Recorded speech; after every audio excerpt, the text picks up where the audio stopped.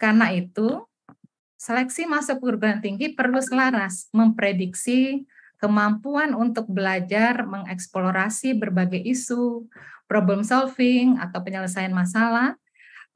Kemudian masalahnya yang kompleks ya, bukan hanya spesifik prosedur atau yang sederhana pada bidang ilmunya. Nah, seperti Bapak Ibu kita ketahui bersama, untuk jenjang pendidikan dasar menengah itu transformasi sebenarnya telah banyak dilakukan, baik dari aspek kurikulum dengan kurikulum merdeka maupun dengan assessment ya. Jadi ini ceritanya agak panjang, nggak apa-apa ya Mas Sofi ya. Silakan Bu. Ya, jadi untuk asesmen khususnya transformasi ini dilakukan lebih awal. Pertama kali dengan Merdeka Belajar pertama itu dengan meniadakan UN, artinya pemerintah tidak lagi melakukan penilaian terhadap individual peserta didik. Ya, asesmen yang berlaku sekarang ini adalah AN, asesmen nasional, mengevaluasi pada tingkat satuan pendidikan. Nah, artinya apa? Artinya bahwa penilaian atau asesmen capaian hasil belajar peserta didik itu diserahkan kepada pendidik, pada Bapak Ibu guru di sekolah, supaya apa? Supaya pembelajaran yang dilakukan itu dapat lebih bermakna, ya, berorientasi pada pengembangan potensi dan kompetensi peserta didik secara holistik. Ya, jadi tujuannya membangun karakter, kompetensi, tidak lagi fokus untuk mencapai skor tinggi pada beberapa mata pelajaran tertentu saja. Jadi dengan menyerahkan asesmen kepada guru, maka guru diharapkan menggunakan berbagai metode dalam pembelajaran dan asesmen, tidak hanya berdasarkan tes tertulis saja, gitu ya. Nah, jadi pembelajaran untuk mengembangkan potensi dan kompetensi secara holistik ini pada jenjang pendidikan dasar dan menengah tidak akan dapat optimal bila skema masuk perguruan tinggi negeri tidak sejalan. Ya. Guru perlu yakin bahwa pembelajaran di sekolah dalam rangka mengembangkan karakter dan kompetensi siswa itu juga sekaligus dapat menyiapkan mereka untuk masuk perguruan tinggi. Dan bahwa tujuan pembelajaran di sekolah sesuai dengan tuntutan yang diperlukan untuk sukses belajar di perguruan tinggi. Nah, karena itulah maka ada perubahan skema seleksi yang dimaksudkan agar yang tadi tujuan untuk mengembangkan kompetensi karakter peserta didik itu dapat terwujud gitu ya. Jadi jangan sampai skema seleksi ini kemudian membuat pembelajaran di pendidikan dasar menengah menjadi tidak yang kita inginkan, jadi hanya fokus pada beberapa mata pelajaran tertentu saja, gitu. Nah, itu Mas Oki, nanti mungkin ini kayaknya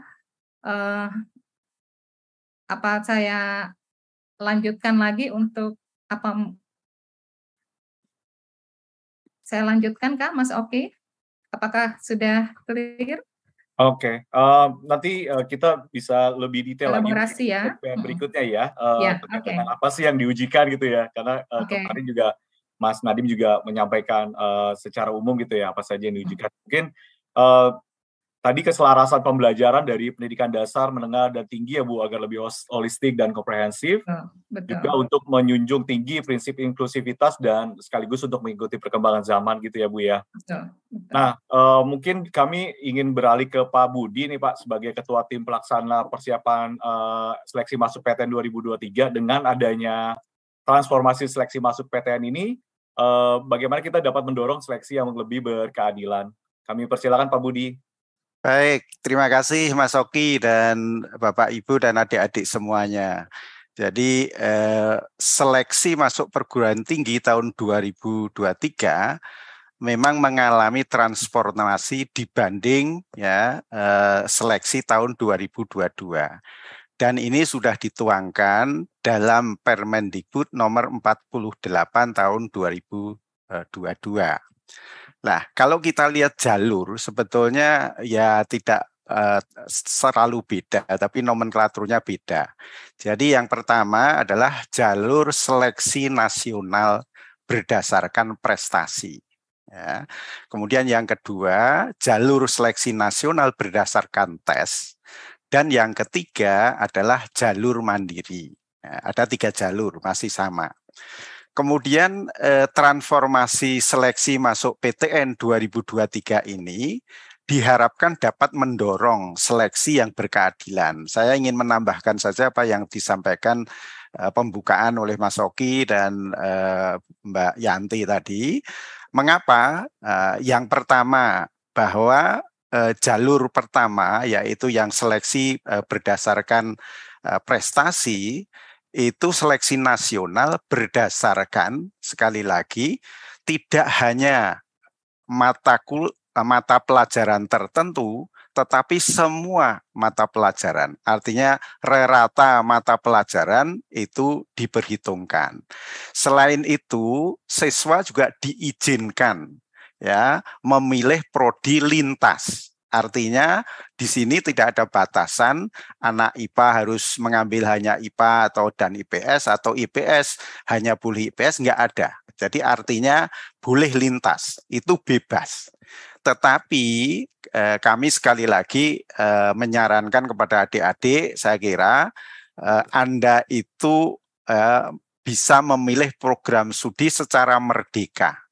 Tapi yang penting adalah Anda juga bertanggung jawab.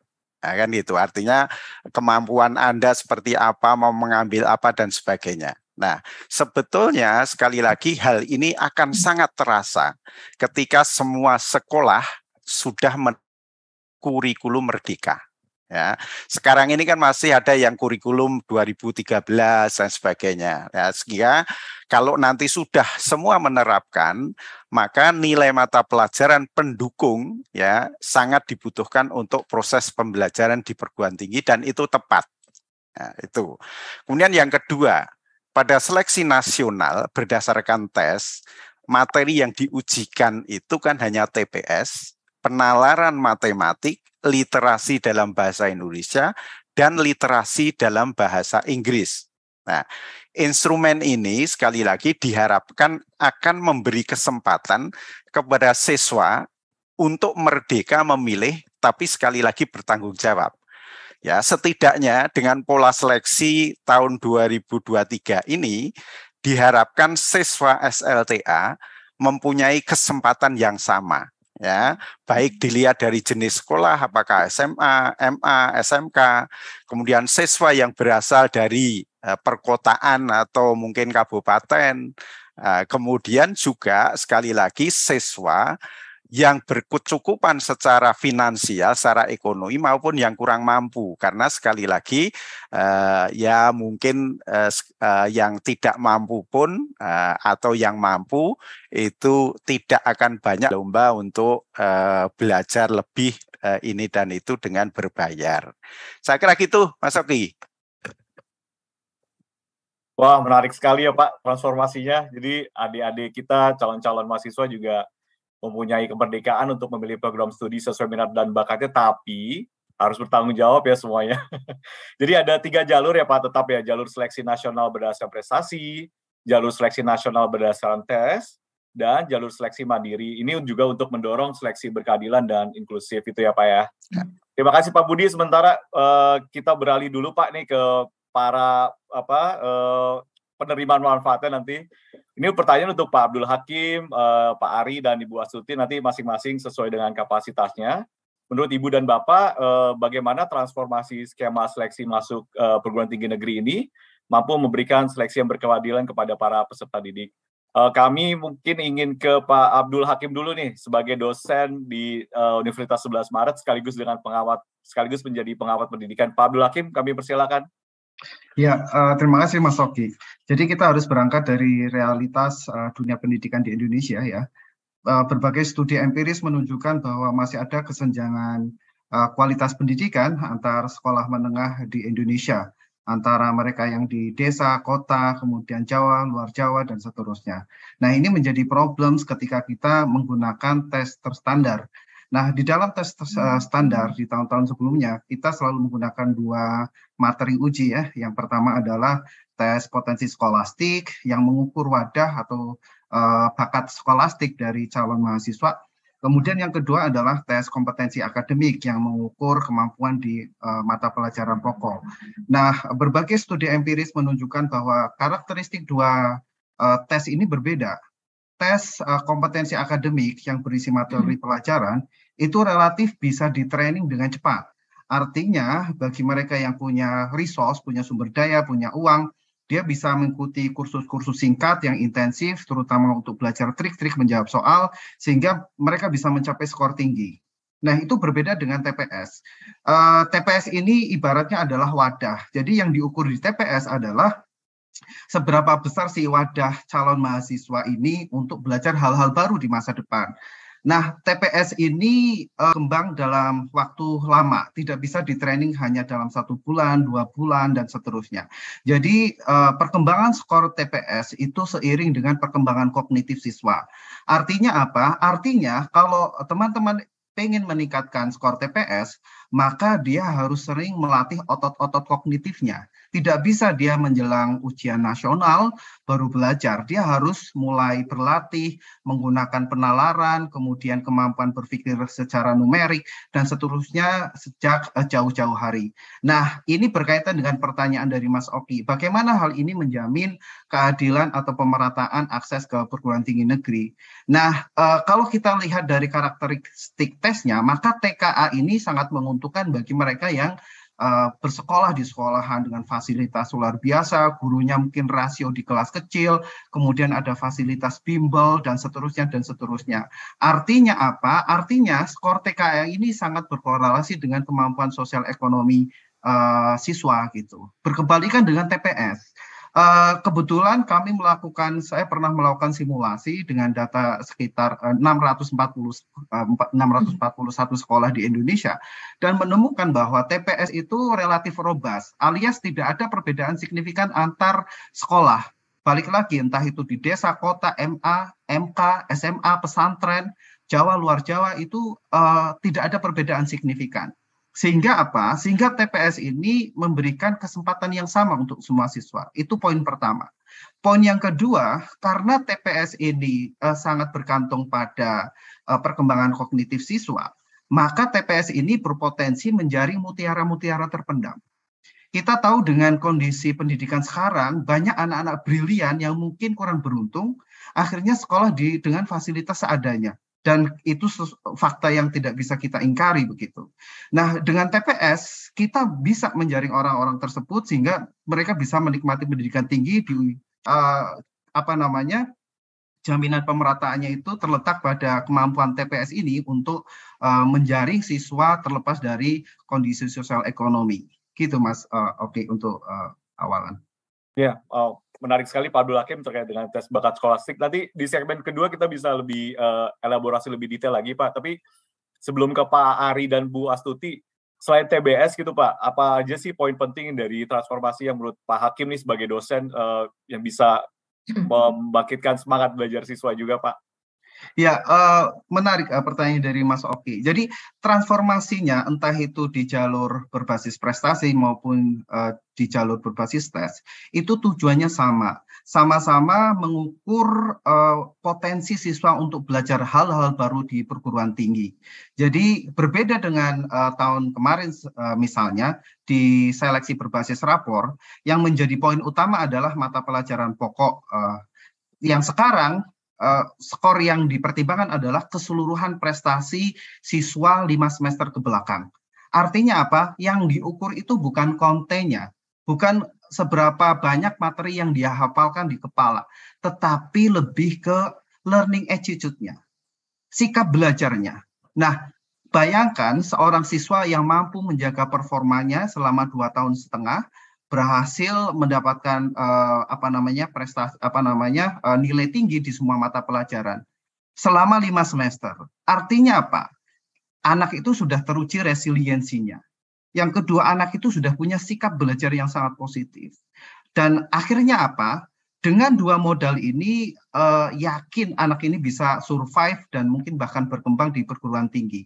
Dan kita juga melakukan kajian di Indonesia dan menemukan bahwa memang siswa-siswa yang menunjukkan prestasi konsisten dan cenderung naik dari tahun ke tahun, dari semester ke semester itu mampu menunjukkan performa akademik dan non-akademik yang cukup menonjol di perguruan tinggi.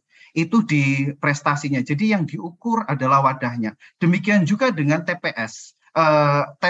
Seleksi berbasis tes. Kita tidak lagi, sistem sekarang tidak lagi fokus pada konten, bukan lagi TKA, tetapi pada bakat skolastiknya. Artinya apa? Sama, yang diukur adalah wadah. Jadi transformasi terbesar dari kebijakan seleksi tahun ini menurut saya adalah fokus dari seleksi yang lebih menekankan pada potensi anak. Dan ini menurut saya sesuatu yang patut diapresiasi. Wah, menarik juga supaya holistik juga ya Pak, pembelajaran dari dasar, menengah, dan tinggi. Nah, kebetulan nih kami mau beralih ke Pak Ari dulu nih sebelum ke Ibu Astuti. Pak Ari sebagai guru gimana Pak pandangannya terkait dengan transformasi ini agar dapat menjawab tantangan yang dihadapi siswa atau peserta didik saat ini Pak Ari. Kami persilakan Pak Ari. Terima kasih Pak Oki. Jadi kalau untuk menanggapi hal ini, saya ada senangnya, ada khawatirnya sebenarnya Mas Oki. Jadi Bapak Ibu mohon izin ya, kami sebagai guru BK kemarin memang cukup terjawab. Yang senangnya itu ini menjawab kekhawatiran transisi kurikulum merdeka dan kurtilas ya. Jadi sempat kami itu bingung gitu ketika adanya kami selaku pelaksana sekolah penggerak yang menggunakan kurikulum merdeka, itu sempat bingung nih kalau nanti diseleksi masuk perguruan tingginya seperti apa gitu. Tapi kemudian terjawab sekarang bahwa penerimaan mahasiswa baru sekarang itu bisa keduanya gitu, untuk kurikulum merdeka maupun kurtilas gitu. Ini sesuatu yang menyenangkan gitu. Jadi yang tadinya kita khawatir jadi menenangkan gitu. Kemudian juga ini transformasi yang luar biasa. Ini juga baru kepikiran ternyata memang kalau misalkan yang tadinya SNMPTN dengan 6 mata pelajaran gitu. Kalau misalkan nanti kurikulum merdeka kan jadi bingung gitu seperti apa. Tapi ternyata sudah dijawab dengan seleksi prestasi berdasarkan prestasi, seleksi nasional berdasarkan prestasi ya. Lewat semua mata pelajaran yang semuanya berpengaruh. Jadi semua mata pelajaran itu berpengaruh. Jadi ini juga bisa, yang pertama bagi anak kelas 10, 11 yang sekarang menggunakan kurikulum merdeka, mereka jadi termotivasi gitu untuk berprestasi di semua mata pelajaran.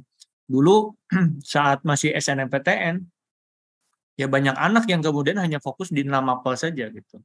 Nah sekarang akhirnya bisa memotivasi mereka bahwa semua mata pelajaran itu berpengaruh gitu.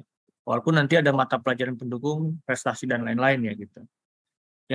Yang ketiga yang buat senang adalah yang tes skolastik ya, yang tadi juga sudah dipaparkan oleh Pak Abdul Hakim, bahwa saya termasuk yang percaya gitu bahwa jika ada anak yang memang skolastiknya itu memadai gitu untuk ke prodi tertentu, tidak peduli dia latar belakangnya dari jenis sekolah apa, kalau memang memadai, insya Allah bisa survive nanti di kampusnya. Misalkan kan ada pesantren anak SMK gitu ya, kalau memang skolastiknya memadai, katakanlah memilih program studi yang tidak berhubungan dengan apa yang dia pelajari sebelumnya, saya cukup meyakini itu bisa. Karena beberapa anak didik saya, peserta didik saya itu ada yang begitu gitu, yang lintas jurusan ya, dari anak IPA ke IPS gitu ya, itu banyak itu yang ternyata dalam 1 tahun katakanlah, bahkan dalam 3 bulan dia berlatih ketika dia punya skolastik yang memadai, bahkan bisa diprediksi kadangkala ya, jika dia kalau mencoba try out belajar gitu ya, try out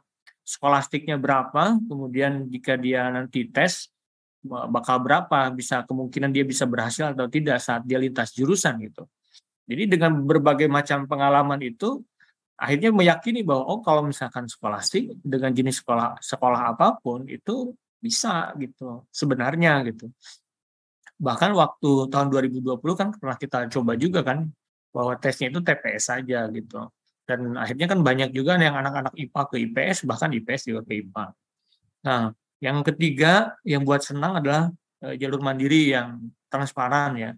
Memang yang kadang-kala sering dipertanyakan oleh orang tua sebelum dia memilih untuk jalur mandiri adalah salah satunya biaya, Bapak Ibu. Jadi karena dirasa biaya itu kadang beberapa kampus itu cukup mahal gitu. Jadi yang ditanyakan tuh biaya, dan sedangkan biaya tidak banyak yang kemudian di awal itu diinformasikan gitu. Sekarang peraturan menteri sekarang yang 48 ini kampus ya PTN wajib membuka itu gitu, biaya di awal gitu ya, kemudian jumlah kuota segala macamnya gitu ya. Nah ini bisa menjawab nanti kalau misalkan ada orang tua yang bersiap-siap untuk ke jalur mandiri gitu. Begitupun setelah dia lulus pun nanti ketahuan gitu kan dia dengan kuota berapa dan sebagainya. Itu yang senangnya gitu. Mau izin saya menyampaikan yang khawatirnya nih. Ada kekhawatiran salah satunya yang tadi disampaikan bahwa anak boleh sesuai minat bakatnya dengan bertanggung jawab gitu. Nah, harapannya memang nanti walaupun kan kita yang buat khawatir itu adalah perubahan-perubahan ya.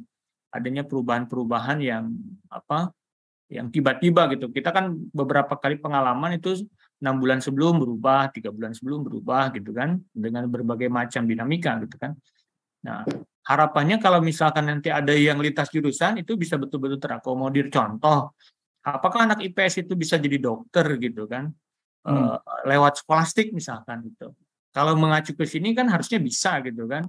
Apalagi kita meyakini bahwa skolastik itu kalau memadai dia bisa. Karena ada beberapa anak saya yang begitu gitu. Bahkan ada beberapa anak yang IPS itu jadi tertarik ke arsitektur gitu ya, informatika. Harapannya ini selaras nanti gitu, betul-betul memang diyakini yang penting skolastiknya memadai, dia bisa diterima. Jadi tidak ada persyaratan di PTN bahwa dia tuh harus anak IPA atau IPS. Karena ini yang kurtilas ya. Beda dengan kurikulum Merdeka mungkin kan tidak lagi IPA dan IPS. Tapi yang kurtilas sekarang gitu kan. Mudah-mudahan bertanggung jawab dengan keyakinan kalau skolastik itu bisa, kalau skolastiknya memadai memang dia juga bisa survive di perguruan tingginya. Mungkin itu dulu ya, Mas. Ya, terima kasih. Hari ini jadi didengar langsung nih oleh Ibu Yanti dan Pak Budi. Tapi menarik tadi yang seleksi mandiri ya, lebih transparan, akuntabel, dan berintegritas ya Pak Ari ya. Kemudian kepada orang tua nih, perwakilan orang tua, Ibu Tuti, Bu Astuti, gimana Bu pandangan selaku Ibu sebagai orang tua terkait dengan transformasi ini Bu? Ya, terima kasih Mas Oki. Saya termasuk yang senang ya Pak Ari.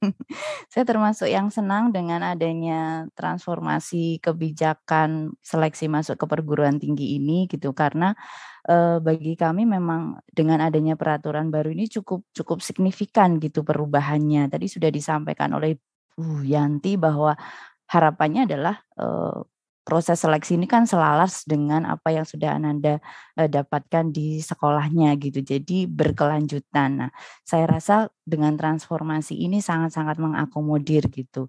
Yang pertama melalui jalur prestasi yang dulunya hanya diambil 6 mapel ya, sekarang kan semuanya. Jadi ini cukup mengakomodir bagi anak kami yang memang mungkin kurang begitu berprestasi di bidang 6 mapel tersebut, namun dia berprestasi juga di bidang seni ataupun di bidang yang lain jenisnya. Nah, sebelumnya ada transformasi ini kan mata pelajaran seperti itu kan tidak diakomodir ya. Nah, sekarang dengan adanya transformasi itu kan itu menjadi nilai tambah juga bagi nanti akomodir seleksi atau nilai rata-rata dari kesemuanya. Jadi kayaknya anak tuh jadi seneng karena apa yang dia pelajari selama di sekolah itu jadi semuanya terpakai gitu. Tidak ada condong pada mata pelajaran tertentu gitu. Semuanya penting, semuanya baik untuk mengembangkan bakat dan minat anak-anak gitu. Jadi saya termasuk yang menyambut positif di situ. Kemudian dari segi tes juga gitu. Tesnya kan selama ini juga sangat berbeda dengan yang kemarin gitu. Anak-anak sekarang dari tadi yang disampaikan kan hanya istilahnya skolastik ya gitu. Jadi tidak membutuhkan istilahnya persiapan khusus yang memang hanya untuk UTBK saja, tapi itu sudah bisa terintegrasi dalam mata pelajaran yang mereka dapatkan di sekolah. Istilahnya anak-anak tidak 2 kali kerja, satu belajar untuk sekolah untuk menyelesaikan raport dengan Bapak Ibu guru di sekolah, satu lagi membutuhkan waktu untuk persiapan khusus. Nah, ini kan otomatis sudah bisa terintegrasi, dan saya setuju tadi dengan Pak Ari di jalur mandiri ya. Nanti seandainya anak kami memang tidak bisa di 2 poin itu, bisa melalui jalur mandiri itu, kami selaku orang tua paham, jelas ini ada aturannya, ada tahapannya seperti ini. Jadi kami bisa istilahnya dari sisi transparansi, akuntability-nya itu semuanya teratur di situ, sehingga bahkan ada, kalau tidak salah, ada poin tertentu yang jika seandainya ada pelanggaran pada seleksi, kami bisa istilahnya melaporkan, sehingga otomatis kami selaku orang tua juga ikut mengawasi. Jadi mungkin dengan transformasi ini kami menyambut positif Mas Oki untuk jalur seleksi masuk ke perguruan tinggi untuk anak-anak kami gitu. Alhamdulillah, dimohon dukungan terus Bu untuk adik-adik kita nih. Wah, nggak kerasa nih, menarik sekali penjelasan dari para narasumber kita, tapi nanti kita akan ada di segmen 2, kita akan lebih detail terkait dengan apa sih tes bakat skolastik, dan tentu aja ada yang hangat berbincangan di luar sana, nanti kita masuk ke segmen 2. Tapi sebelum itu, kita simak dulu video jeda berikut, dan kemana-mana sahabat Dikbud. Hari ini adalah momen yang saya sangat tunggu-tunggu karena Merdeka Belajar episode ke-22 ini adalah terobosan yang menurut saya akan bisa menyelaraskan antara proses pembelajaran pendidikan menengah dan kualitas input pendidikan tinggi. Yang kita butuhkan sekarang adalah kebijakan yang akan menjembatani kebijakan-kebijakan Merdeka Belajar di pendidikan dasar menengah dan di perguruan tinggi. Dan jembatan ini adalah kebijakan seleksi masuk perguruan tinggi negeri. Kita lebih fokus bukan kepada pemadatan materi, tetapi kita fokus kepada kemampuan penalaran. Itulah yang terpenting. Kita juga ingin perubahan ini lebih inklusif, mengeliminasi atau meminimalisir diskriminasi. Kita juga ingin proses ini lebih transparan dan terakhir lebih terintegrasi. Untuk seleksi nasional berdasarkan prestasi, kita menambahkan minimum kriteria bobot 50% kepada rata-rata nilai rapor seluruh mata pelajaran. Untuk seleksi nasional berdasarkan tes, tidak ada lagi tes mata pelajaran spesifik. Hanya ada satu tes skolastik yang mengukur potensi kognitif, penalaran matematika, literasi dalam bahasa Indonesia dan bahasa Inggris. Dan untuk seleksi secara mandiri, kita akan meningkatkan transparansi dan akuntabilitas dan memberikan kesempatan untuk masyarakat untuk mengawasi proses pelaksanaan tersebut. Saya kira ini dampaknya luar biasa ini. Dan kita berharap semakin banyak ke depan masyarakat yang lulus dari SLTA ini, saya tidak mencoba untuk masuk tes perguruan tinggi karena mereka sekarang bersaing secara fair, bersaing secara terbuka. MP22 ini memungkinkan seluruh jalur di Politeknik yang terdiri dari diploma maupun sarjana terapan itu masuk menjadi menu yang bisa dipilih oleh seluruh calon mahasiswa. Kami guru-guru menjadi yakin sekarang bahwa proses pembelajaran yang kami lakukan adalah benar. Jadi secara pribadi selaku orang tua saya sangat berterima kasih dengan perubahan ini, sehingga istilahnya beban belajar anak-anak itu berkurang. Ini sudah saya inginkan sejak awal di Indonesia. Di mana saya bisa fokus kepada mata pelajaran yang memang sudah menjadi minat saya. Semoga dengan jembatan kebijakan ini antara pendidikan menengah dan pendidikan tinggi, kita bisa menciptakan jalur seleksi yang jauh lebih transparan, menjunjung tinggi keadilan sosial bagi seluruh rakyat Indonesia, lebih sederhana untuk murid-murid kita, sehingga mereka bisa juga fokus dalam pembelajaran mereka di tingkat jenjang sebelumnya, dan juga mereka punya kesempatan yang sama untuk sukses. Apapun tingkat ekonomi mereka.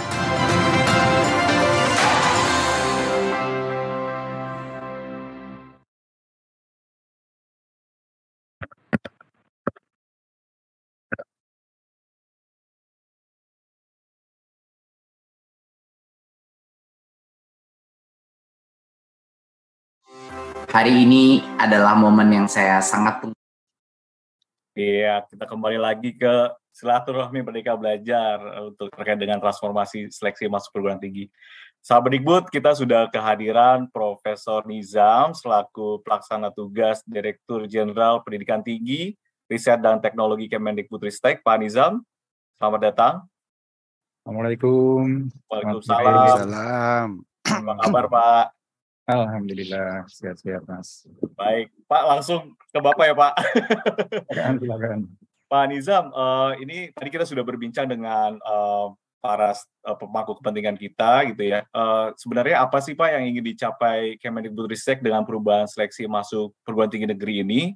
Dan apakah kebijakan ini berlaku hanya di PTN di bawah Kemendikbudristek saja atau perguruan tinggi lain yang dikelola oleh kementerian atau lembaga lain, Pak?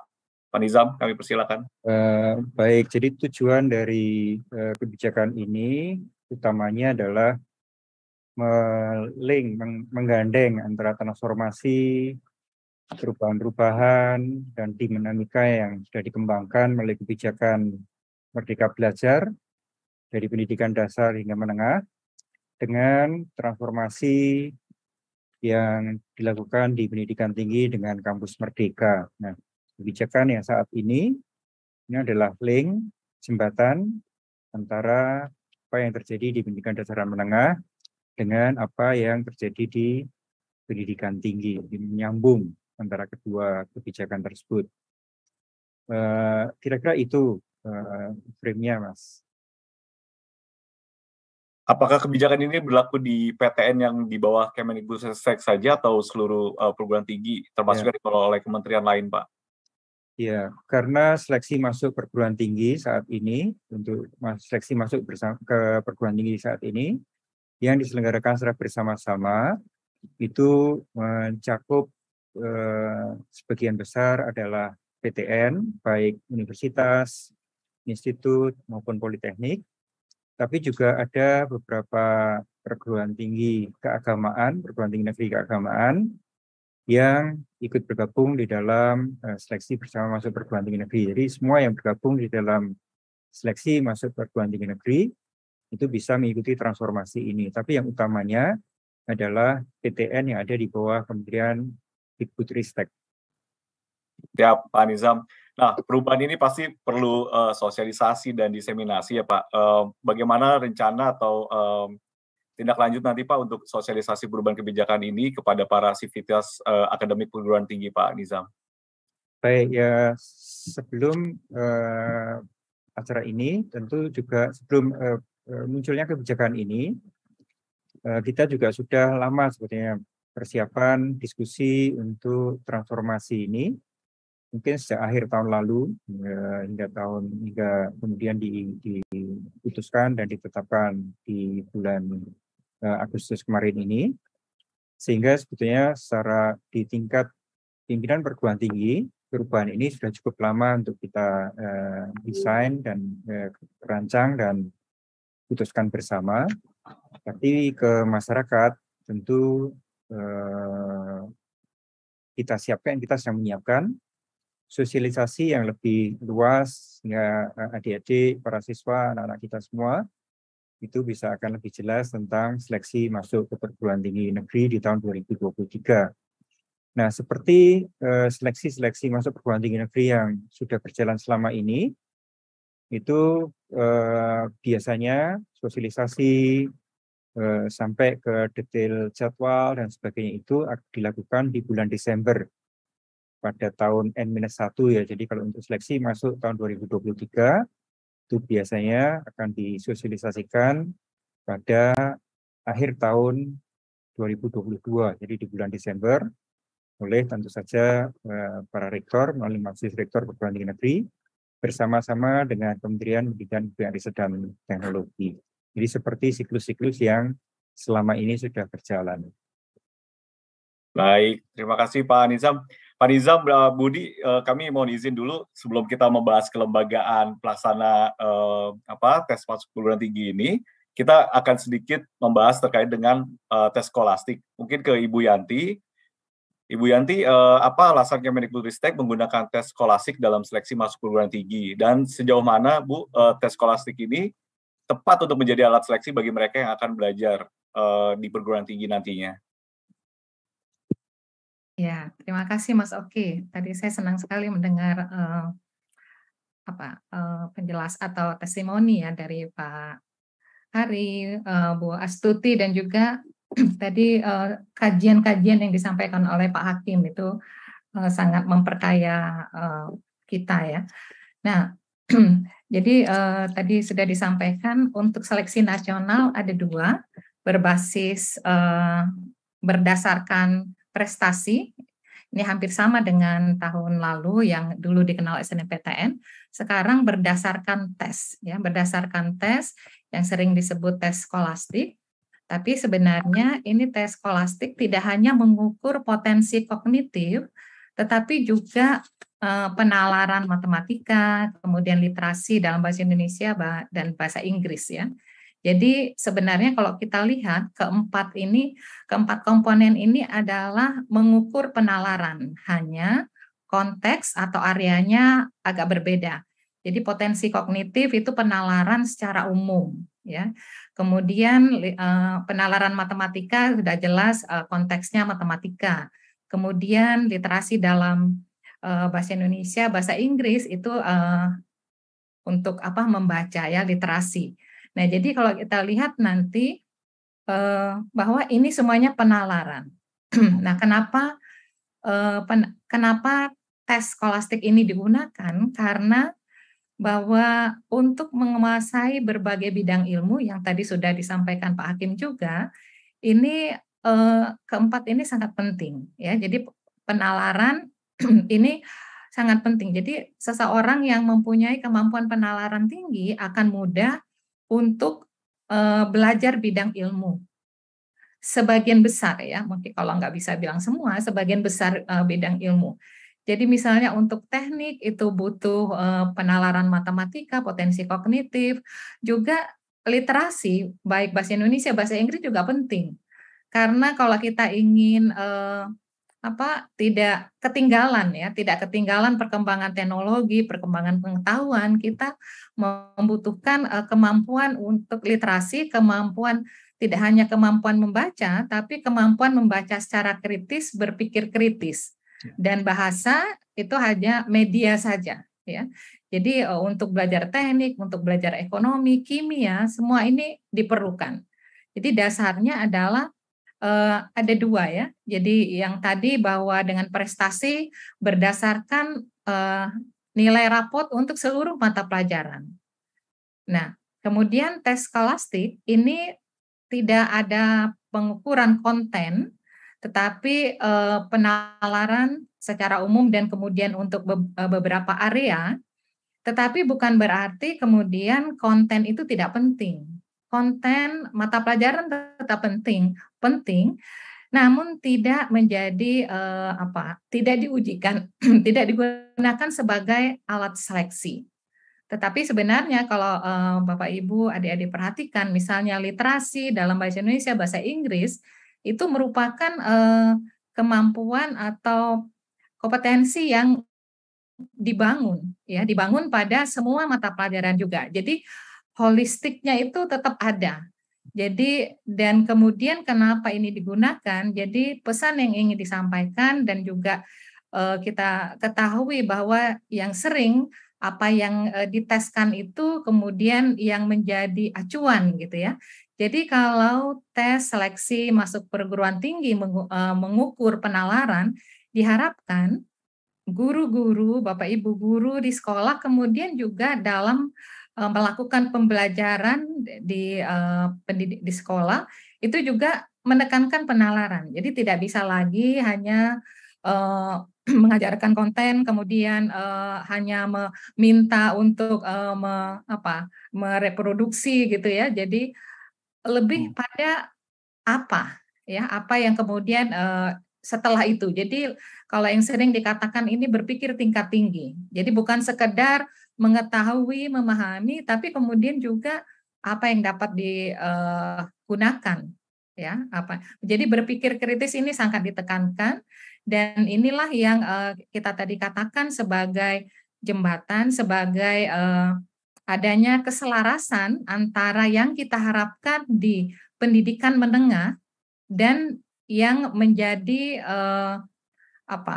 acuan di pendidikan tinggi, ya. Jadi karena penalaran ini nanti untuk bekal di pendidikan tinggi, tetapi bukan itu saja, ini adalah juga bekal untuk kedepannya, ya. Jadi ini kalau kita bayangkan seseorang yang penalarannya tinggi, literasinya baik, itu kemungkinan akan berhasil, ya, dalam berbagai untuk hampir semua bidang studi. Jadi ini pesan yang ingin disampaikan, karena juga kalau kita memperhatikan sekarang perkembangan teknologi pengetahuan, apa yang sekarang pekerjaan yang sekarang ada barangkali nanti sudah tidak ada. Masalah yang sekarang ada barangkali nanti sudah berbeda. Jadi kita ini menyiapkan generasi penerus untuk keadaan yang tidak pasti, karena itu penalaran ini sangat penting gitu. Jadi sekali lagi bukan berarti konten mata pelajaran tidak penting, tetapi tidak kita ujikan gitu ya. Ini tadi sudah disebutkan juga oleh Pak Hakim dan teman-teman. Jadi biasanya itu kita yang menjadi alat seleksi itu kemudian itu yang menjadi tujuan ya, misalnya sebagai contoh karena ingin lulus gitu ya, tentu saja berbagai upaya itu dilakukan gitu. Nah tadi sudah disampaikan bahwa penalaran ini tidak mudah untuk di-drilling ya. Jadi kalau misalnya pun nanti ada usaha-usaha untuk meningkatkan kompetensi penalaran justru bagus, tetapi bukan sekedar untuk memperoleh nilai tinggi. Jadi kebutuhan jangka panjang untuk pengembangan kompetensi. Begitu mungkin Mas Oki. Oke, penalaran, keselarasan dan kebutuhan jangka panjang ya Bu Yanti ya. Iya, betul. Nah, ke Pak Abdul Hakim nih sebagai dosen, tadi Pak Hakim juga sudah sempat mengelaborasi di depan ya Pak, tapi bisa dielaborasi lagi sedikit Pak terkait dengan tes skolastik TBS ini. Kemudian mungkin sekaligus Pak mengelaborasi bagaimana siswa gap year untuk mempersiapkan diri mereka mengikuti seleksi masuk PTN mendatang. Silakan Pak Abdul Hakim. Ya, satu hal penting yang akan dihadapi oleh mahasiswa baru adalah menemukan fakta di mana pengalaman belajar di perguruan tinggi itu banyak sekali berbeda dengan apa yang mereka pelajari di SMA. Sebagai contoh, bidang saya psikologi, itu hampir tidak ada SMA yang punya mata pelajaran psikologi. Artinya, siswa harus belajar dari nol. Dan ini terjadi di banyak jurusan atau program studi. Artinya apa? Ketika berhadapan pada situasi baru, maka siswa tidak bisa lagi mengandalkan apa yang mereka pelajari di masa lalu. Begitu. Konten-konten, materi-materi pelajaran itu menjadi kurang penting dibandingkan kemampuan yang lain, yaitu kemampuan untuk belajar hal-hal baru, kemampuan penalaran, kemampuan berpikir kritis. Nah, dalam situasi ini maka penting sekali seleksi ini benar-benar mampu menjaring siswa dengan kemampuan belajar tinggi. Begitu. Sehingga sistem yang sekarang ini akan selaras dengan dunia perguruan tinggi. Apalagi kemudian di perguruan tinggi kita sudah menerapkan program Merdeka Belajar Kampus Merdeka MBKM, di mana di program MBKM ini mobilitas peserta atau mahasiswa itu menjadi sangat luas sekali. Ruang untuk berkreasi, bermanuver itu dibuka lebar-lebar. Sejak semester 5, anak sastra misalnya, itu bahkan bisa belajar teknologi informasi, dan seterusnya, dan seterusnya. Artinya dalam situasi ini, kita harus punya kemampuan berpikir dan belajar secara fleksibel. Kita tidak lagi mengkotak-kotakan peserta didik di dalam kotak-kotak spesialisasi seperti IPA, IPS, Saintek, dan seterusnya. Nah, pada situasi inilah memang TPS menjadi instrumen seleksi yang paling sesuai untuk menjaring siswa yang akan bisa adaptif ya dengan situasi di perguruan tinggi. Nah, pertanyaan kedua terkait dengan gap year. Bagaimana dengan siswa yang gap year? Dulu ketika sekolah itu masih ada IPA, IPS, tiba-tiba di 2023 itu tesnya bersifat general. Nah, menurut saya justru mereka diuntungkan. Kenapa? Artinya dalam waktu jeda ini mereka bisa meningkatkan kemampuan literasi dan numerasi. Kembali ke studi kami, kita sudah melakukan analisis dan menunjukkan bahwa korelasi antara skor TPS dengan kemampuan literasi numerasi itu di angka 0,4 sampai 0,5. Artinya apa? Semakin kuat dan tajam kemampuan literasi dan numerasi seorang calon mahasiswa, maka kemungkinan untuk dapat skor tinggi di UTBK TPS itu semakin tinggi. Nah, ini menjadi keuntungan bagi teman-teman yang gap year karena mereka tinggal fokus mempertajam kemampuan itu saja. Nah, sedikit menambahkan apa yang disampaikan oleh Bu Yanti tadi. Apakah lantas mata pelajaran menjadi tidak penting? Nah, tadi sudah disampaikan oleh Bu Yanti bahwa itu penting karena konten tetap akan memperluas wawasan. Dan kemudian ada alasan kedua sebenarnya, bahwa kemampuan literasi numerasi termasuk kemampuan skolastik itu akan berkembang seiring kemampuan siswa untuk mengelaborasi konsep, menggunakan konsep untuk melakukan analisis. Atau dengan istilah yang sederhana seperti ini. Ketika siswa belajar rumus fisika, oke, dia belajar konten. Tetapi di dalam proses dia memahami sebuah rumus dan mengaplikasikannya untuk menyelesaikan masalah, secara tidak langsung dia juga memperkuat kemampuan literasi dan numerasi. Alias, seiring dia belajar mata pelajaran di kelas 1, 2, 3, dan kelas 3, itu juga otot-otot kognitifnya akan semakin kuat. Dan ini menjadi kabar baik bagi guru-guru yang selama ini kurang pede, merasa kayaknya tutor bimbel lebih bagus daripada kami, lebih tahu cara ngajarin siswa. Tidak, Bapak Ibu guru. Ketika proses pembelajaran di kelas hari demi hari itu memang ditujukan untuk memperkuat kemampuan literasi dan numerasi, maka Bapak Ibu guru secara langsung memperbesar peluang mereka untuk survive di sistem seleksi sekarang. Ya, adaptif dan problem solver ya Pak Abdul Hakim ya. Nah, terkait dengan guru nih, Pak Ari, tanggapannya gimana Pak terkait dengan tes ini, dan Bapak sebagai guru BK gitu ya, untuk memberikan pendampingan pada perubahan ini supaya adik-adik kita nih, calon-calon mahasiswa, bisa memilih jurusan atau program studi yang sesuai minat dan bakat mereka, Pak Ari. Ya, baik. Jadi dengan adanya tes skolastik itu tadi yang sudah saya sampaikan juga, bahwa memberikan kesempatan bagi semua siswa, walaupun dia latar belakangnya entah kelompok pengetahuan IPA, IPS, mungkin yang ada dari SMK, pesantren, dan sebagainya gitu ya. Jadi anak-anak akhirnya yang tadinya berfokus untuk ngedrill ya, ngedrill mata pelajaran itu dibuat cepat supaya dia ngerti cepat dengan mata pelajarannya, akhirnya dia fokusnya jadi lain gitu sekarang kan.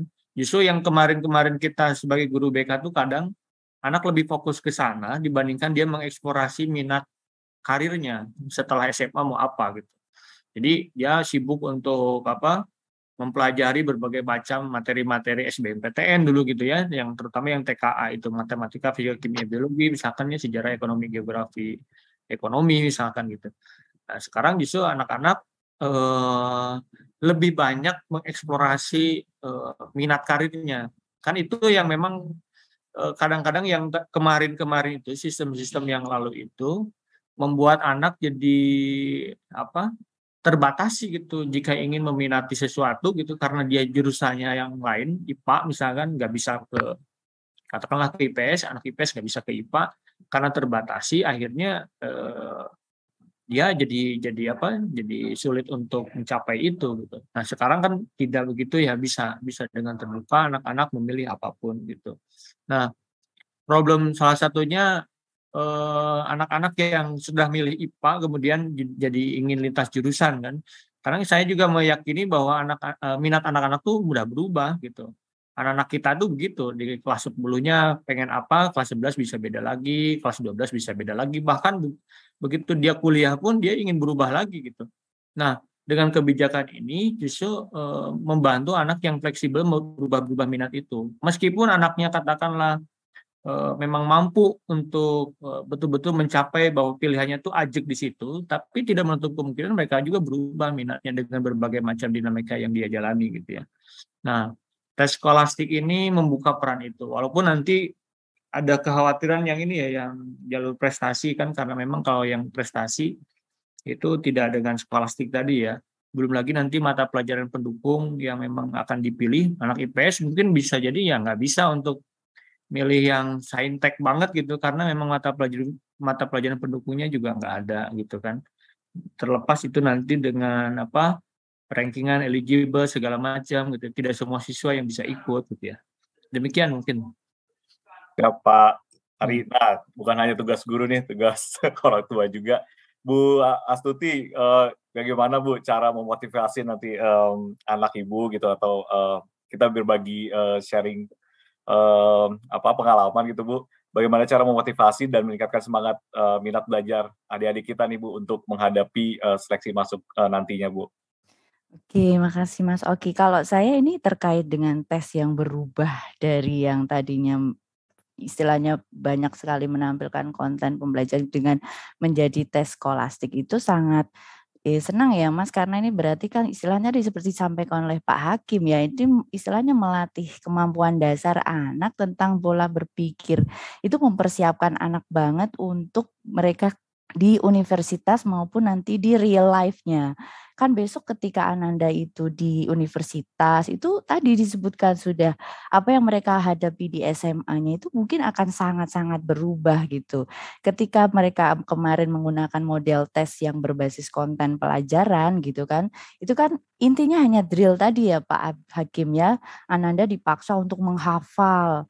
Ya kan, hafalan konten, kemudian ada cara-cara jitu, tes cepat dan sebagainya. Mungkin bagi anak kami memang istilahnya karena Ananda itu anak saya sudah di kelas 12 ya, memang sudah agak istilahnya sudah jalan itu, proses itu sudah jalan gitu.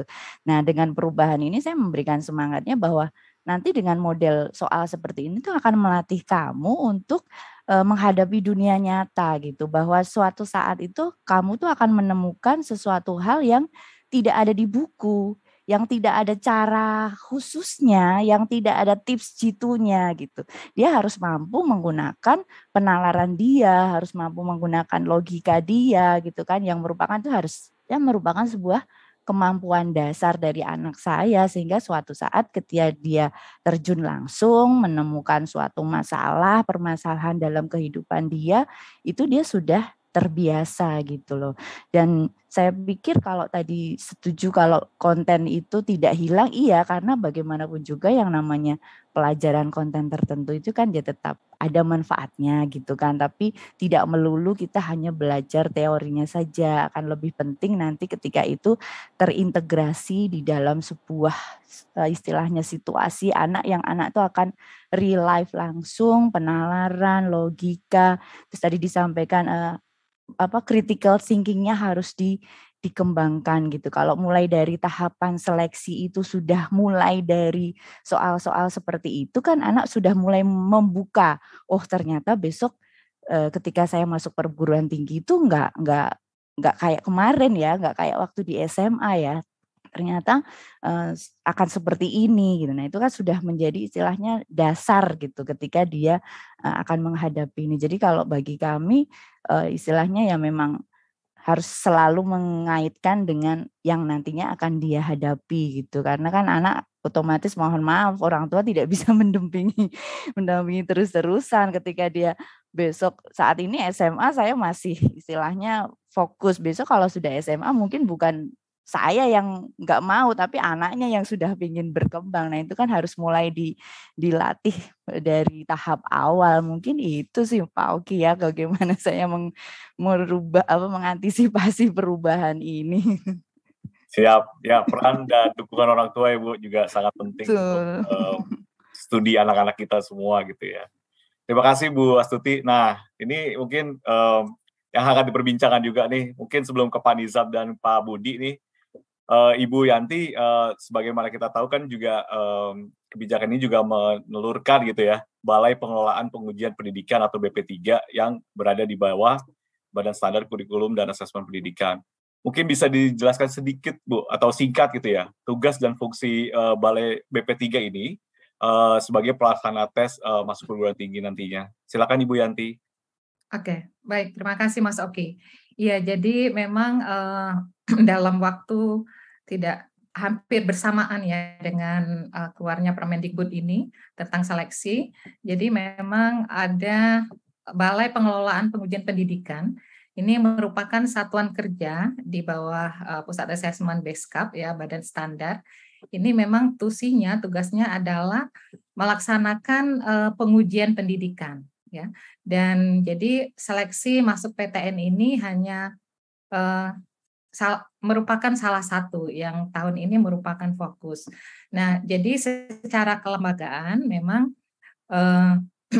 seleksi masuk PTN di bawah bendera BP3, kami menyebutnya menyingkatnya BP3. tetapi secara kepengurusan pelaksanaan tetap dengan tim yang Bapak Ibu yang sebelumnya di LTMPT. Jadi seperti Pak Budi dan Bapak Ibu yang lain itu tetap yang melaksanakan, menyiapkan untuk seleksi ini. Jadi BP3 ini merupakan lembaga, jadi memang nanti menggunakan bendera BP3, tetapi sistem mekanismenya kita masih sama. Begitu mungkin Mas Oki. Jadi nanti kalau adik-adik mungkin melihat LTMPT-nya udah ganti ya, ininya BP3 tetapi sistemnya lain-lainnya itu sama ya. Terima kasih. Siap, jadi jangan khawatir ya Bu ya. Ya. Mau ke Pak Nizam nih Pak, strategi Kemendikbudristek Pak untuk tetap memastikan proses pelayanan masuk perguruan tinggi negeri ini tetap berjalan dengan lancar, seperti apa Pak dalam masa transisi ini? Ya, tentu nomor satu adalah koordinasi antara tim yang selama ini menyiapkan, menyelenggarakan ujian masuk dengan backup kalau selama ini melalui kepanitiaan ad hoc LTMPT, ke depan melalui BP3. Jadi ini saya rasa transisi itu perlu secara seamless kita lakukan. Jadi dan komunikasi yang sangat intens terus terjadi antara teman-teman LTMPT dengan teman-teman BP3. Dari berbagai diskusi yang saya ketahui adalah bahwa nanti secara implementasi itu proses seleksi masuk perguruan tinggi ya tetap diselenggarakan oleh teman-teman PTN, para rektor, pimpinan perguruan tinggi. Hanya payungnya kalau dulu LTMPT sebagai panitia ad hoc, sekarang ini BP3 sebagai lembaga yang resmi di bawah kementerian. Jadi demikian Mas Oki, terima kasih. Ya, Pak, ada pesan untuk adik-adik kita Pak, tadi Bu Yati jangan khawatir, pelayanan tetap berjalan dengan seperti semula. Pak Nizam ada pesan Pak untuk adik-adik kita? Sama dengan Bu Yanti ya, adik-adik nggak perlu khawatir karena pasti seleksi masuk perguruan tinggi di tahun 2023 akan berjalan dengan insya Allah dengan baik. Dengan tugas adik-adik adalah sekarang belajar yang serius, ikuti pembelajaran di kelas, jangan hanya sekedar menghafal, tapi memahami dan mengaplikasikan pengetahuan tersebut di dalam menyelesaikan permasalahan-permasalahan konkret ya. Jadi sebenarnya seperti kurikulum 2013 yang berorientasi pada authentic learning, itu implementasinya di dalam tes ini. Jadi lebih bagaimana menggunakan pengetahuan untuk menyelesaikan permasalahan, kemampuan untuk bernalar, baik nalar matematis, nalar bahasa, dan berpikir secara kritis. Itu yang penting. Tetap belajar, semangat, sukses. Tetap semangat belajar adik-adik semua. Terima kasih Pak Nizam. Terakhir ke Pak Budi sebagai Ketua Tim Pelaksana Persiapan Seleksi Masuk PTN 2023. Sama sebenarnya pertanyaan dengan Pak Nizam tadi, bagaimana memastikan proses ini kita tetap memberikan pelayanan yang terbaik untuk adik-adik kita. Dan yang terakhir, pesan Bapak nih kepada para calon mahasiswa atau calon peserta masuk perguruan tinggi negeri. Pak Budi, silakan Pak Budi. Terima kasih Mas Oki, Bapak Ibu semua. Jadi tadi sudah disampaikan oleh Pak Nizam, Pak Dirjen sebetulnya ya. Saya kira tidak perlu khawatir, insya Allah proses transisi ya kerjasama LTMPT, ex-LTMPT dengan BP3 itu akan berjalan lancar. Jadi tidak perlu khawatir bagaimana dan sebagainya. Mengapa? Karena hal ini dikarenakan begitu ada sosialisasi bahwa sistem masuk perguruan tinggi 2023 akan berbeda, ada transformasi, itu Mas Menteri dalam waktu yang bersamaan sudah mengeluarkan keputusan Menteri nomor 44 tahun 2022 tentang tim persiapan seleksi masuk perguruan tinggi tahun 2023. Nah, anggotanya tim itu sebetulnya ya semua yang tim pelaksana XLTMP itu diboyong. Plusnya adalah teman-teman di BP3. Sehingga insya Allah tidak masalah, kita akan berkoordinasi dengan tim BP3 untuk mensukseskan pagelaran untuk seleksi ini. Hanya yang beda itu kan model seleksinya. Sebetulnya dari sisi perangkat, dari sisi macam-macam itu sama. Nah, terakhir pesan saya kepada adik-adik semua, ya, selama penerapan transformasi sistem seleksi masuk perguruan tinggi ini kan sekali lagi masyarakat tanya ini dan sebagainya, dimohon bersabar.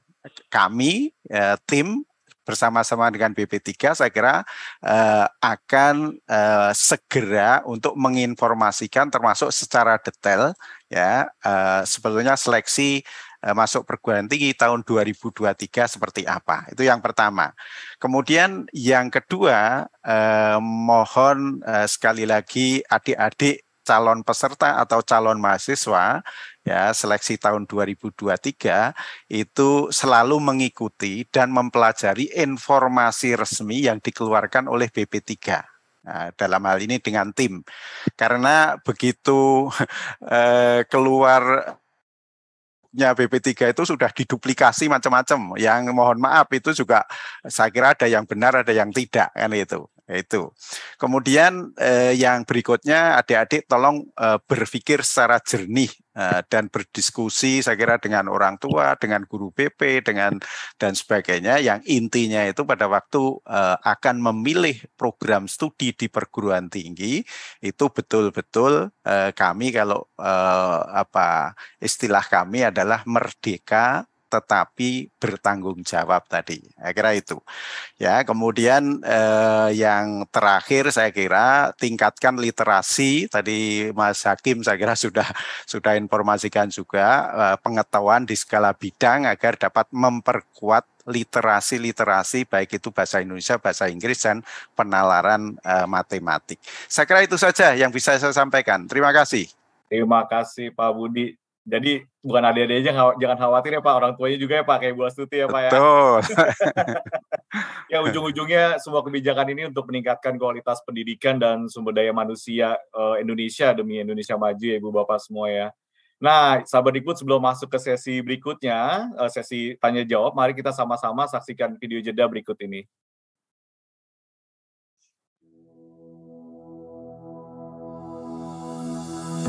Konsep yang ditawarkan untuk membenahi sistem dari SNMPTN dan SBMPTN tentu kami mengapresiasi dengan segala sinergitas antara kurikulum yang berlaku di SMU dengan kurikulum yang ada di atau sistem penerimaan mahasiswa baru di perguruan tinggi, khususnya perguruan tinggi negeri.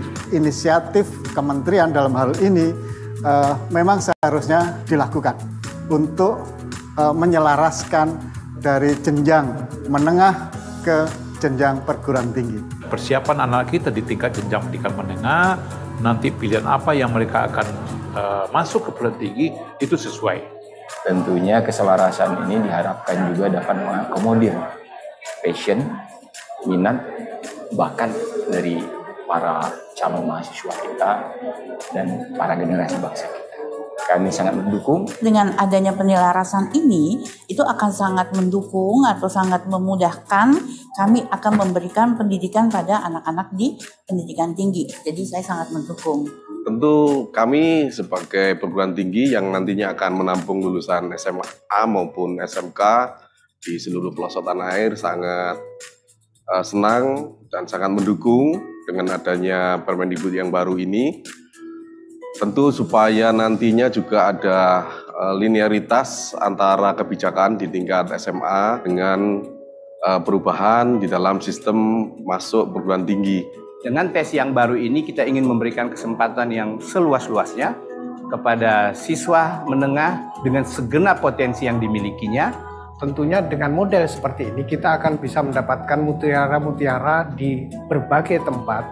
Kami menyambut baik ya inisiatif untuk menata kembali sistem penerimaan mahasiswa baru agar kesempatan bagi masyarakat kita dari manapun latar belakangnya ini mereka mempunyai peluang yang sama untuk masuk kepada perguruan tinggi negeri. Tentu saja ini adalah hal yang sangat positif yang dilakukan oleh kementerian, yang tentu saja kami sangat mendukung terhadap perubahan atau reformasi dalam penerimaan mahasiswa baru.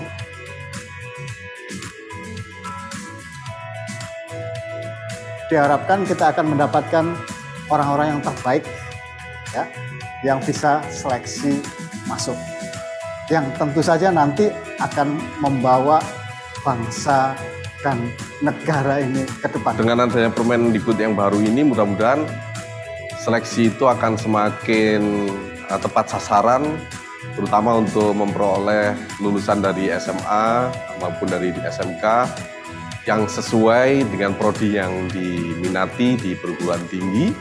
Anak-anak kita, terutama bagi mereka yang mungkin selama ini tidak mendapatkan proses pembelajaran yang baik, tetapi mereka punya kecerdasan yang luar biasa. Ya, ada mutiara-mutiara unggul yang dimiliki mungkin di daerah-daerah, dan ini bisa kita gali melalui tes balistik ini, sehingga mereka berkesempatan untuk masuk ke perguruan tinggi negeri.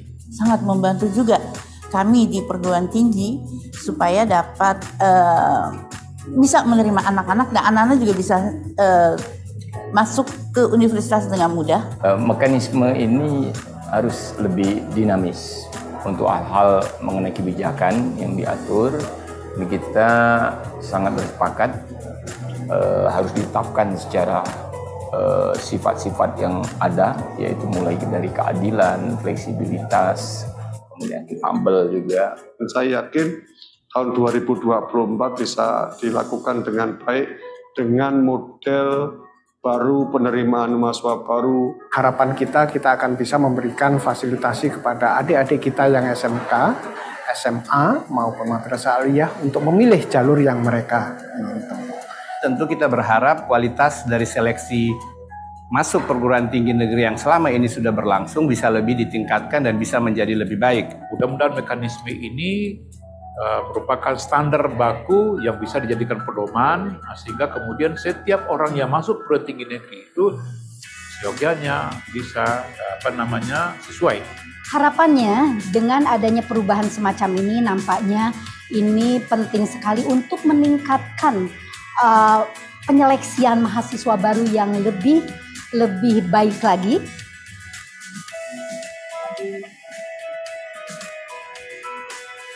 Agar penerimaan mahasiswa baru jalur mandiri ini tetap mengutamakan transparansi dan akuntabilitas pada seleksi mahasiswa baru ini.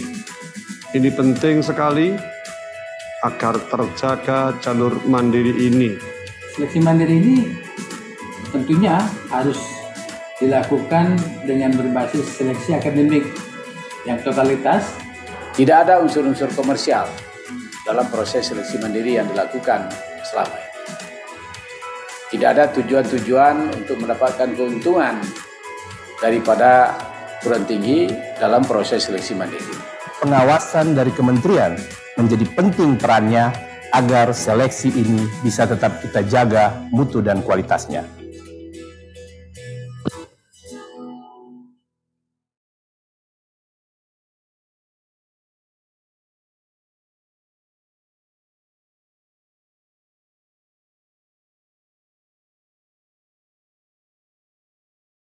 Baik, kita kembali lagi sahabat Dikbud di silaturahmi Merdeka Belajar hari ini.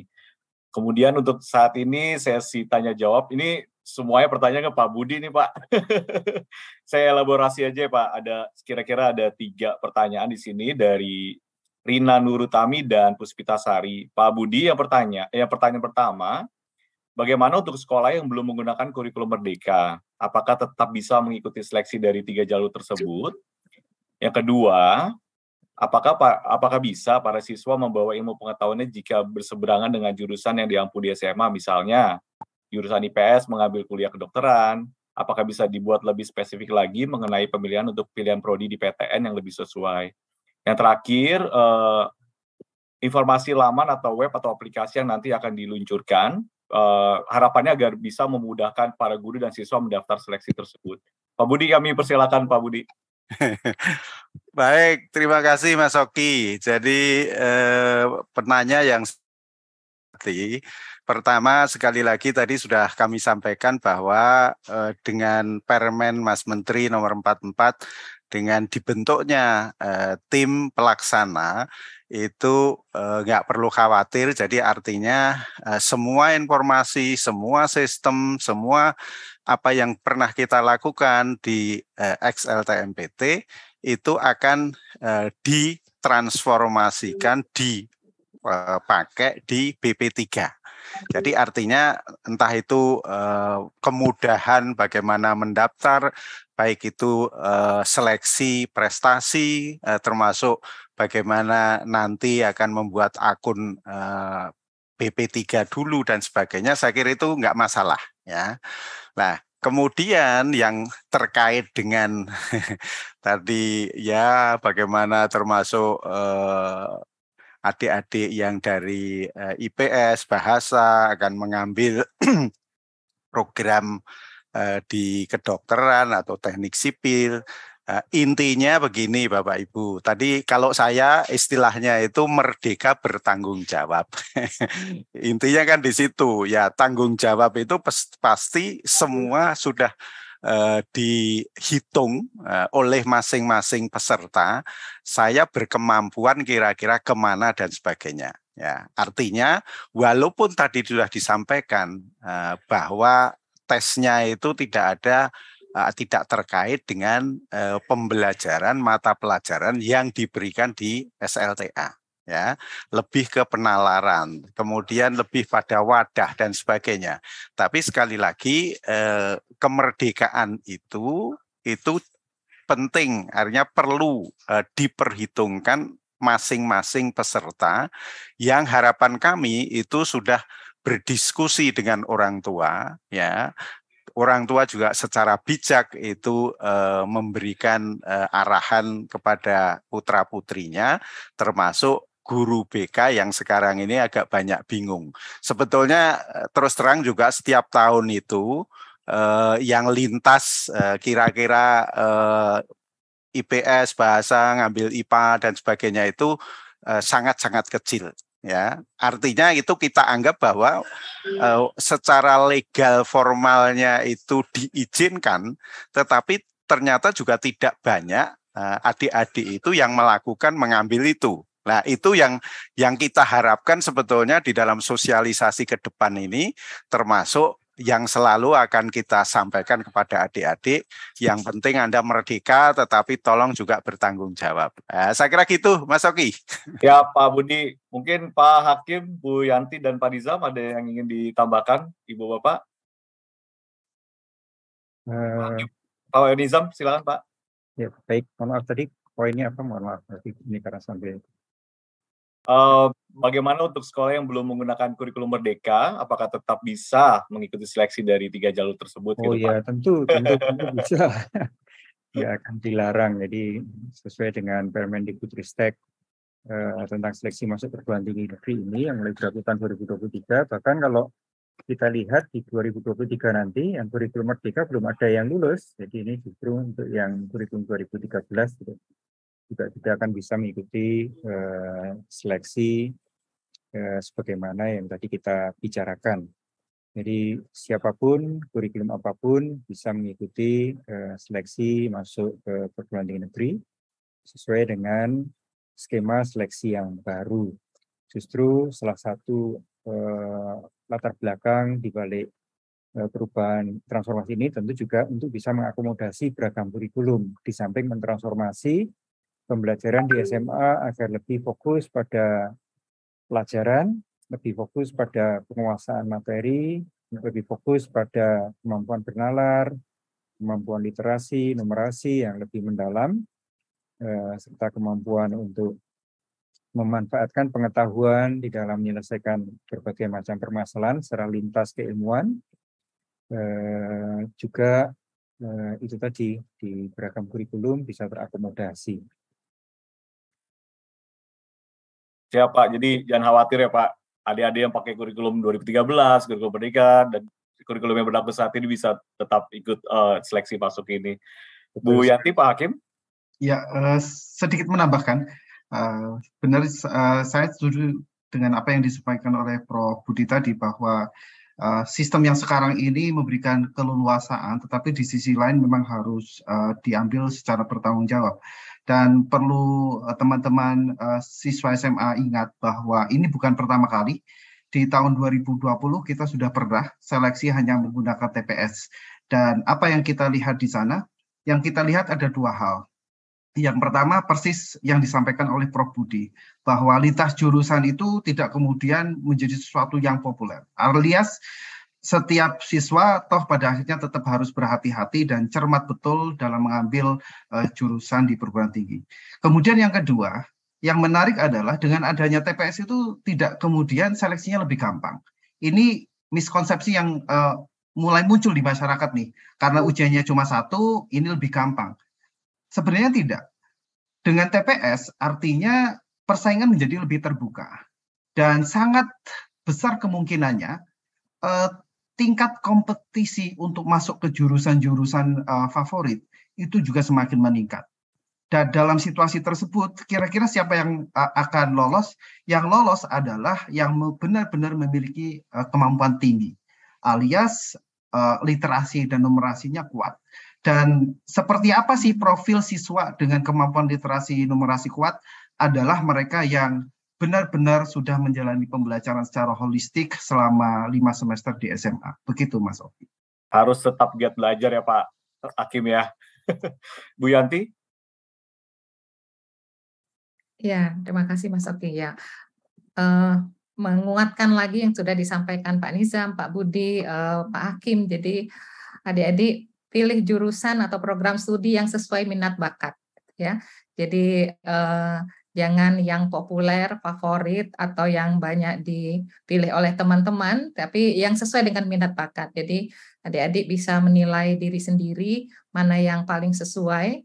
Jadi tadi disampaikan Pak Budi, merdeka tapi bertanggung jawab ya. Jadi bukan berarti ada keleluasaan kemudian diambil. Jadi refleksi diri, kelebihan, keterbatasan, kelemahan untuk memilih program studi. Dan yang saya ingin sampaikan bahwa gunakan kesempatan ya sekolah di pendidikan menengah ini untuk mengembangkan potensi, karakter kompetensi. Jadi orientasinya ini adalah untuk masa depan, bukan hanya untuk supaya lulus masuk perguruan tinggi. Enggak, sayang waktu 3 tahun kalau hanya untuk jangka pendek. Jadi manfaatkan waktu, manfaatkan kesempatan di sekolah untuk mengembangkan potensi, kompetensi, dan karakter yang memang diperlukan nanti di dunia nyata. Mudah-mudahan semua adik-adik sukses dan selalu semangat. Terima kasih Mas Oki. Ya, nggak terasa nih hampir 1,5 jam. Tapi sebelum kita tutup semua segmen ini, mungkin pernyataan penutup. Saya mulai dari Bu Astuti dulu. Bu Astuti, kami persilakan sebagai orang tua pernyataan penutup untuk kita semua.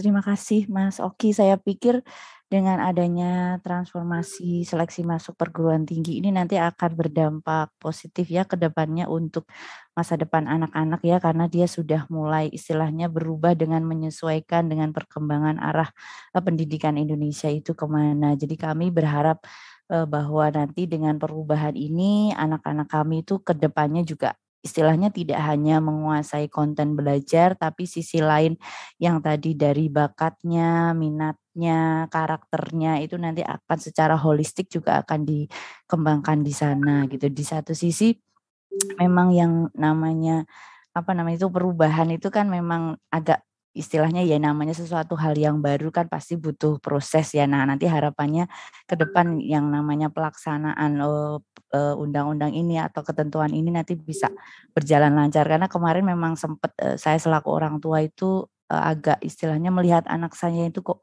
rasanya kelas 12 kok jadi kayak capek sekali ya, harus belajar di sekolah, harus masih ikut tambahan untuk persiapan khusus. Nah, sekarang dengan adanya ini kami agak sedikit lega ya. Tadi setuju dengan tidak menjadi lebih mudah, tapi setidaknya akan menjadi lebih bermakna gitu dari yang tadinya mengejar sesuatu yang hanya istilahnya sedikit saja, ini kemudian menjadi lebih kepada kompetensi yang lebih global lagi. Jadi saya selaku orang tua mungkin nanti ke depannya berharap semoga proses ini bisa berjalan dengan semestinya gitu kan, transparan, akuntabilitasnya juga bisa terjaga sehingga tidak hanya sekedar istilahnya untuk menyeleksi saja untuk masuk, tapi juga nanti ke depannya itu juga ada hal yang bisa diambil ya kan dari anak-anak kami dalam masuk ke perguruan tinggi gitu, tidak hanya masuk saja tapi di dalamnya juga mendapatkan sesuatu yang istimewa, bukan penyederhanaan juga tapi istilahnya menjadi lebih bisa diakses oleh semuanya gitu ya kan, jadi tidak istilahnya tidak fokus pada satu sisi tapi semuanya bisa diakomodir dari sisi bakat, minat dan seterusnya sehingga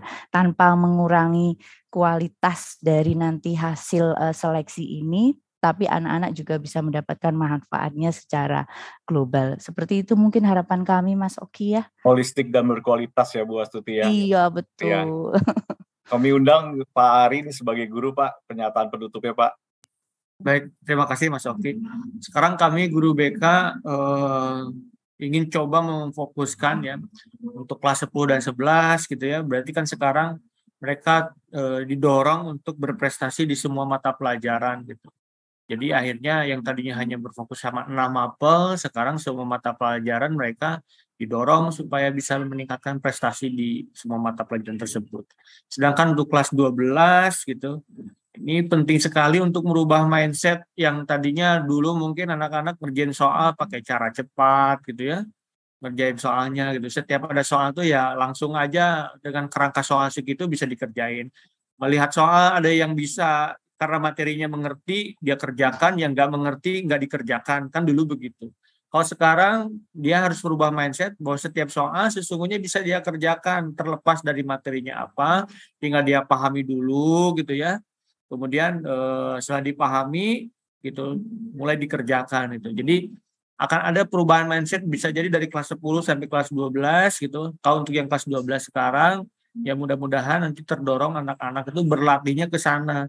Tidak lagi copy paste soal kemarin pasti bisa dikerjakan juga soal untuk besok pas ujian. Jadi dilatih anak-anak itu bisa mengerjakan soal yang setiap soal yang baru tes yang baru ke besok itu pasti bisa jadi soalnya berubah juga gitu. Nah, perubahan-perubahan mindset ini ingin coba kami dorong gitu dan meyakinkan bahwa tes yang sekarang itu lebih fair gitu. Bukan berarti jadi lebih sulit ya tadi ya. Bukan lebih sulit atau lebih mudah gitu, tapi justru lebih fair gitu bagi siapapun, terbuka untuk siapapun. Karena memang banyak anak-anak sekarang merasa cemas seolah-olah saingannya jadi tambah banyak Pak gitu kan. Padahal ya mungkin ya sebenarnya lebih adil gitu. Tinggal kita bisa bersaing dengan semuanya dengan mempersiapkan dari mulai fisiknya harus sehat gitu kan. Kemudian juga dikelola kecemasannya, stresnya gitu ya pada saat tes nanti karena itu sangat berpengaruh nantinya. Demikian Bapak Ibu, terima kasih. Terima kasih banyak Pak Ari. Mohon terus dukungan untuk adik-adik kita ya Pak. Siap Pak, siap. Pak Abdul Hakim, kami persilakan Pak. Ya, kalau manfaat sistem seleksi sekarang ke siswa sudah kita bahas ya. Tetapi harapan terakhir saya adalah bahwa sistem seleksi baru ini mengembalikan marwah pendidikan ke guru-guru kita, ke sekolah-sekolah kita. Kemarin sempat guru-guru sekolah menengah mulai tidak pede dan sangat tergantung pada bimbingan belajar dan tutor. Dengan metode seleksi yang sekarang, saya harap guru-guru sadar dan percaya diri bahwa kegiatan mereka di kelas lah yang akan mengantarkan anak-anaknya untuk sukses seleksi PTN. Begitu Mas Oki. Siap, terima kasih Pak Abdul Hakim. Pak Budi kami persilakan Pak.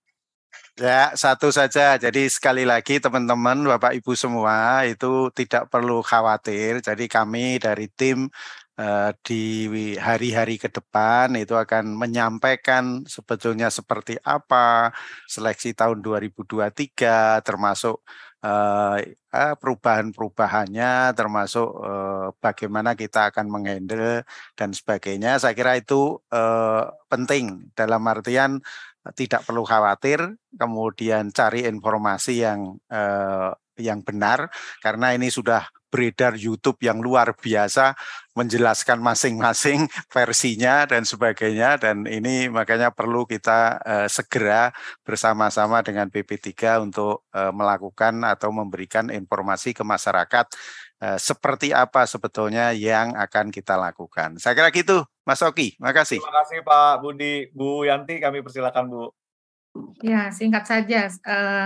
Semoga sistem seleksi ini sebagai salah satu upaya untuk meningkatkan mutu pendidikan tercapai. Jadi secara umum mudah-mudahan adik-adik kita semua menjadi versi terbaik dari diri kita masing-masing. Mudah-mudahan itu tercapai. Terima kasih Mas Oki. Wah, versi terbaik dari diri kita masing-masing. Terima kasih Bu Yanti. Pak Nizam, Pak, kami persilakan Pak. Baik, Mas Oki. Jadi anak-anakku, adik-adikku sekalian, terutama jangan galau ya, nggak perlu galau. Ya, seleksi ke depan ini terbuka bagi semuanya, dan insya Allah akan lebih fair, lebih adil untuk semuanya. Yang penting sekarang kalian temu dan kenali bakat, passion Anda adik-adik sekalian, dan belajarlah sesuai dengan passion yang adik-adik sekalian akan tuju, akan raih cita-citanya. Belajar yang tekun, rajin di sekolah, dan jangan hanya sekedar menghafal, tapi memahami dan memanfaatkan pengetahuan tersebut untuk menyelesaikan masalah. Sukses semuanya. Juga jangan lupa olahraga, jangan lupa istirahat yang cukup, rekreasi, jadi imbang, holistik semuanya. Terima kasih. Terima kasih Pak Nizam. Wah, nggak terasa nih udah di ujung acara. Terima kasih banyak Pak Nizam, Bu Yanti, Pak Budi, Pak Abdul Hakim, Pak Ari, Bu Astuti atas kesempatannya kali ini. Terima kasih juga kepada tim juru bahasa isyarat nih dan Ibu Bapak semua sahabat Dikbud yang hadir dalam webinar Silaturahmi Merdeka Belajar kali ini. Kami akan kembali, sertifikat nanti hanya akan diberikan kepada peserta yang sudah mengisi tautan presensi dan mengikuti rangkaian acara webinar melalui Zoom Meeting. Kemudian sertifikat elektronik akan dikirimkan melalui surel atau email yang dicantumkan pada tautan presensi. Untuk mendapatkan informasi lebih lanjut terkait dengan transformasi seleksi masuk perguruan tinggi negeri ini yang diluncurkan melalui Merdeka Belajar 22 dan program Merdeka Belajar lainnya sahabat Dikbud yang sudah diluncurkan dapat ditelusuri melalui laman merdekabelajar.kemdikbud.go.id. Sekali lagi ya, merdekabelajar.kemdikbud.go.id. Nah, webinar Silaturahmi Merdeka Belajar ini akan diselenggarakan secara berkala setiap hari Kamis. Jadi nantikan ya webinar selanjutnya pada Kamis depan dengan topik yang berbeda. Yuk, saksikan terus webinar Silaturahmi Merdeka Belajar. Dan untuk mendapatkan informasi terkait dengan Kemendikbudristek, ada di YouTube dan media sosial lainnya. Jadi jangan lupa di-subscribe ya. Terima kasih sahabat Dikbud semua. Assalamualaikum warahmatullahi wabarakatuh. Salam Merdeka Belajar.